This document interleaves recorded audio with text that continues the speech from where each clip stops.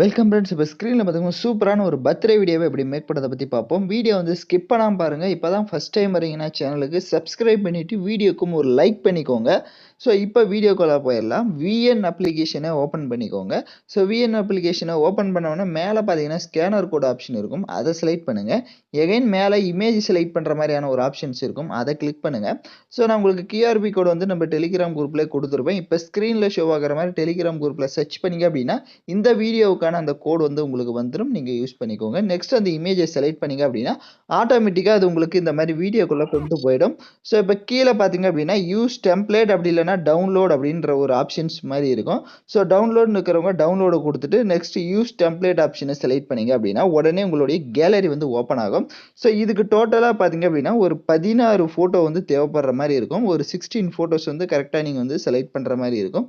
So கரெக்டாக அதுக்கேற்ற மாதிரி நீங்கள் ஃபோட்டோஸ் வந்து இந்த மாதிரி செலக்ட் பண்ணிக்கோங்க.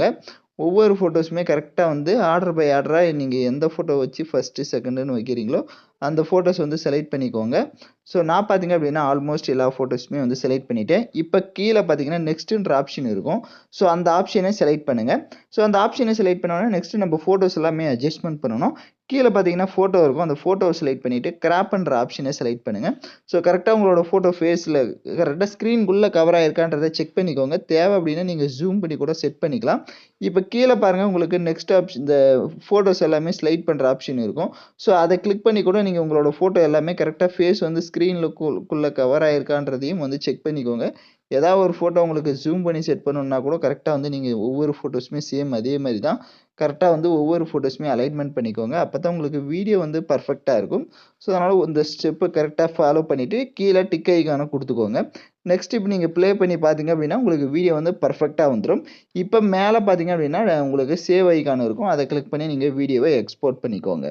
ஓகே ஃப்ரெண்ட்ஸ், இந்த வீடியோ பிடிச்சிருந்தா லைக் பண்ணுங்கள், ஷேர் பண்ணுங்கள், சப்ஸ்கிரைப் பண்ணிவிட்டு கூட இருக்க பெல் பட்டனை கிளிக் பண்ணிவிடுங்க. அப்போ தான் நம்ம சேனல்ஸில் போடுற எல்லா வீடியோஸோட நோட்டிஃபிகேஷன்ஸும் உடனடியாக வரும்.